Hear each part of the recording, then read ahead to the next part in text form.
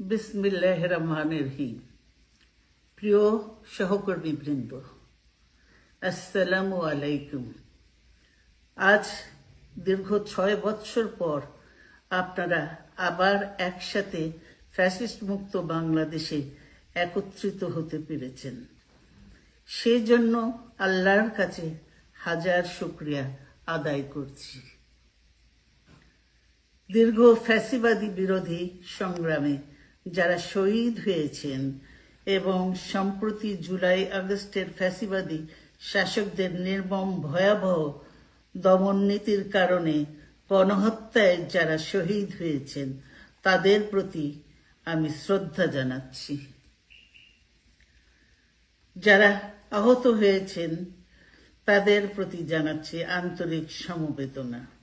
আমি চিকিৎসার কারণে যুক্তরাজ্যে অবস্থান করলেও আমি সব সময় আপনাদের পাশেই আছি। দীর্ঘ 15 বছর গণতন্ত্রের জন্য, আমার মুক্তির জন্য আপনারা যে নিরন্তর সংগ্রাম করেছেন এবং আমাদের অসংখ্য সহকর্মী প্রাণ দিয়েছেন, জুলুম নির্যাতনের শিকার হয়েছেন এবং প্রায় 1.25 লক্ষ মিথ্যা মামলায় জর্জরিত হয়েছে, এখন আদালতের বারান্দায় ন্যায় বিচারের জন্য ঘুরে বেড়াচ্ছেন। আপনাদের এ ত্যাগ শুধু দল নয়, জাতি চিরকাল স্মরণ রাখবে।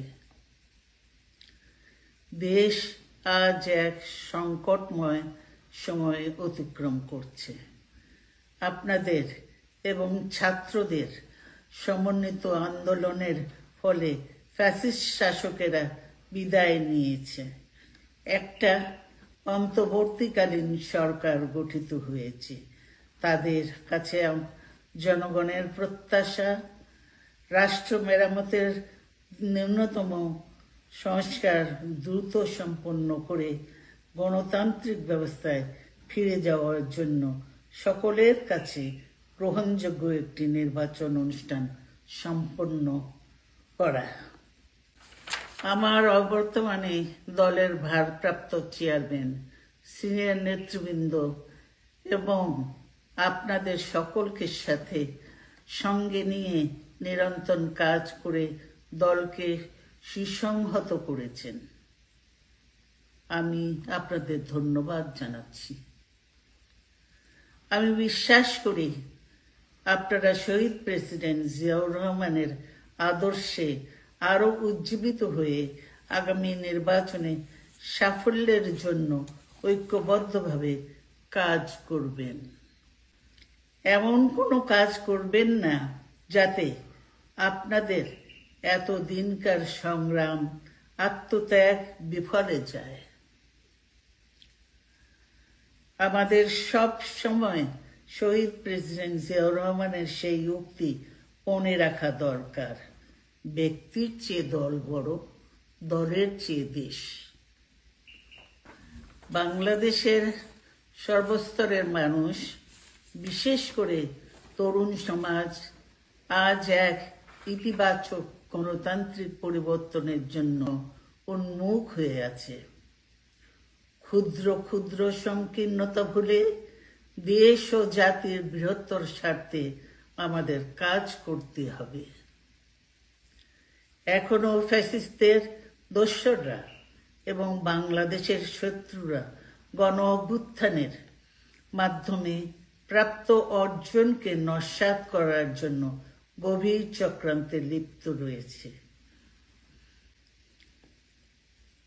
ইস্পাত কঠিন ঐক্যের মাধ্যমে জনগণকে সঙ্গে নিয়ে এবং চক্রান্তকে ব্যর্থ করে দিতে হবে। গণতান্ত্রিক বাংলাদেশ বিনির্মাণের জন্য আমাদের সকলকে একযোগে কাজ করতে হবে।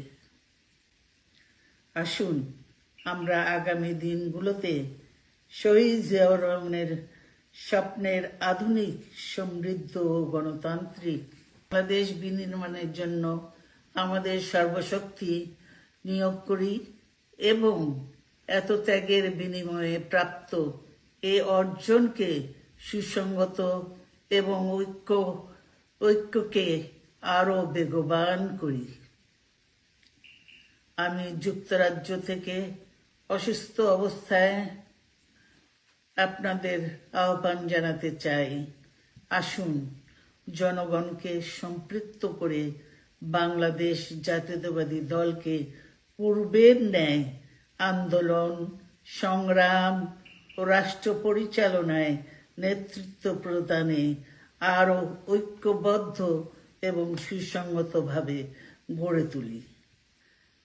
আপনাদের মাধ্যমে ছাত্র, যুবক সহ দেশবাসীর কাছে আহ্বান রাখতে চাই, আসুন প্রতিহিংসা, প্রতিশোধ নয়, পারস্পরিক ভালোবাসা ও ভ্রাতৃত্বের মাধ্যমে আমরা সকলে মিলে আমাদের প্রিয় মাতৃভূমিকে, বাংলাদেশকে সত্যিকার অর্থেই একটি বাসযোগ্য, উন্নত ও গণতান্ত্রিক রাষ্ট্রে পরিণত করি। আল্লাহ হাফেজ। বাংলাদেশ জিন্দাবাদ।